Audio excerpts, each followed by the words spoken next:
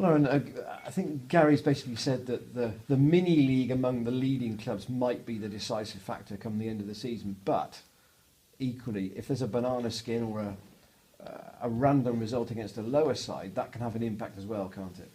Yeah, of course. We spoke about it, and we know that you can't take anyone lightly, and that every game is massively important because if we have a slip up against any team, not just a lower team, but against any team, then it gives the teams below us a chance to make ground on us.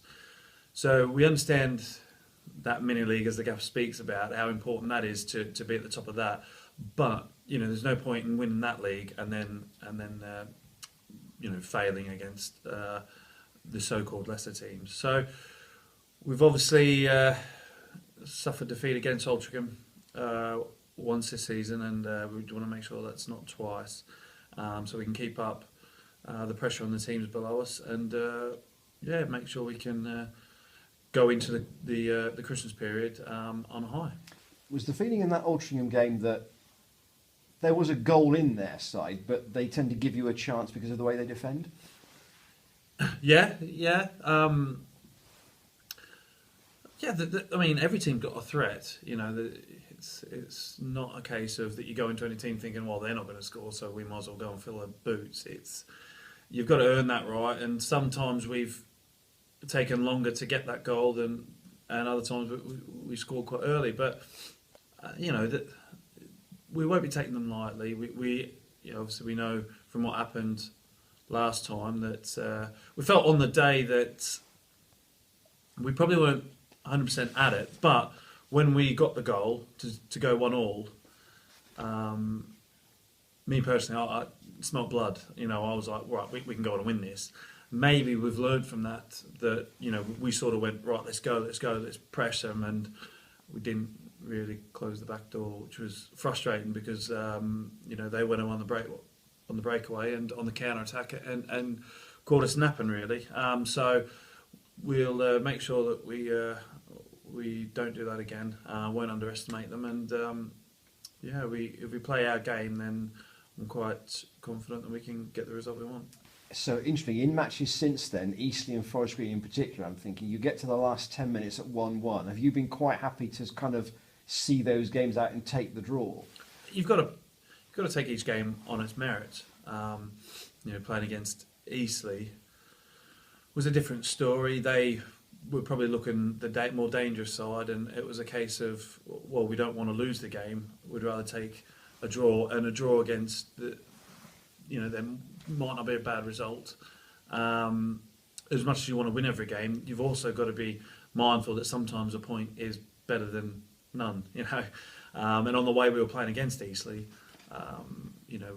we weren't playing great. They were looking like scoring. So I think a point we were probably more happy with.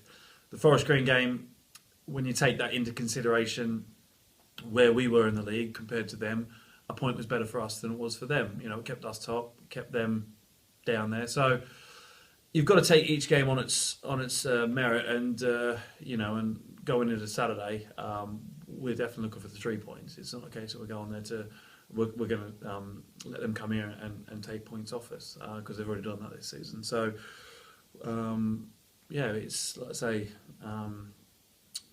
realising the situation and how things are happening in that game as to when you can go and push on. I think the right decision at Altrincham was to go and push on and try and get the winner, but there's got to be a sort of also a bit of cautiousness. You can't just throw everything into the wind. You've got to be a little bit more cautious that you make sure you secure first, but with an intent to score. Just thinking about the squad at the minute, have the loan signings, Novakovic and Jennings in particular, given everybody a bit of a pep at a time when, you've played a lot of games in quite a short space of time, and it just freshens the squad up a little bit? They've had a good impact, definitely. I think when you're doing well and when you're winning and when you're top of the league, you don't tend to feel the bumps and bruises and the knocks as much as what you would if you were down the bottom.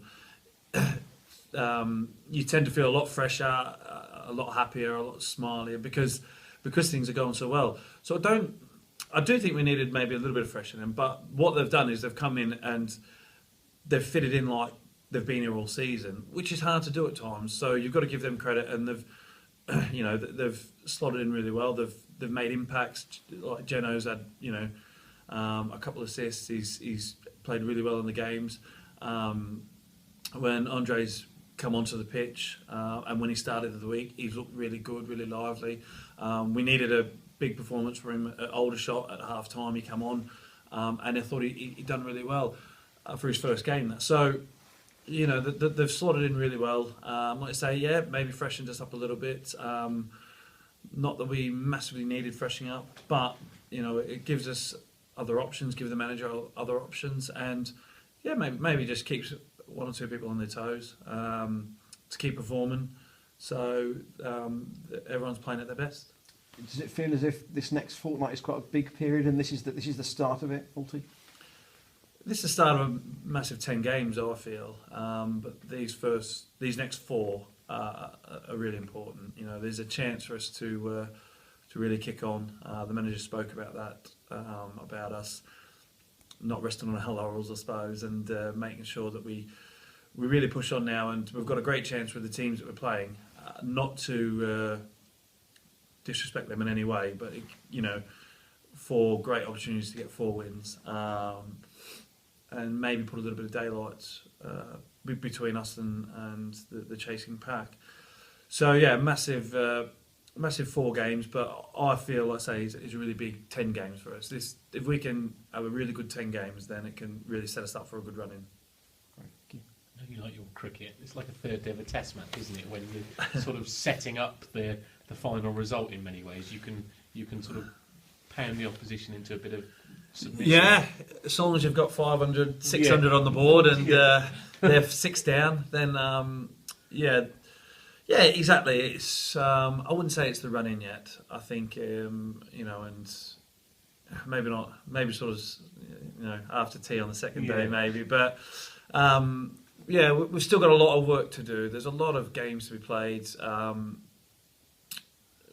We're just got to make sure that we, keep that pressure on and keep that performance high and our levels high, not just in games but in training and in everything we do, which we have done all season. Training's been spot on from the boys. Everyone's trying to impress to get in the team if you're not in the team, and trying to make sure you stay in the team, and that's important. And we've done that so far, and it's a case of now not taking our foot off the gas. And let's say there's 4 really important games coming up, so we can just like I've said, just push on and keep them performances high. Then we can set ourselves up. Let's say between now and January, like end of January, if we do really well, then we can push on. And February, March will be hopefully the celebratory months. The final day, the bowling in the final day. Exactly. On Rob, obviously, I think you were first on the scene last week when it happened. That's just a horrible example of the highs and lows of football in about a 5-minute period, isn't it? Yeah, it was one of his better games for us. Dicko, he was very good on the day. It was centre half scoring 3 goals. It's not often.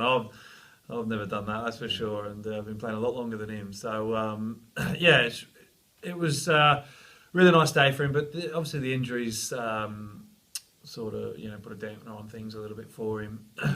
Not sure the extent. I think he's got 1 or 2. I think he's got a scan maybe today. So we should know the extent of the damage more tomorrow, and then we can go from there. I don't think it's going to be massively long term, so we will see him again this year, which is great. Well, not this year, this season. Sorry. So which is great for us, and hopefully it's not too bad. And when he comes back in, he'll just slot back in as normal, because he's been really good since he's been here. Obviously, scoring his debut made a great impact, and then he's not really looked back since. So he'll be missed.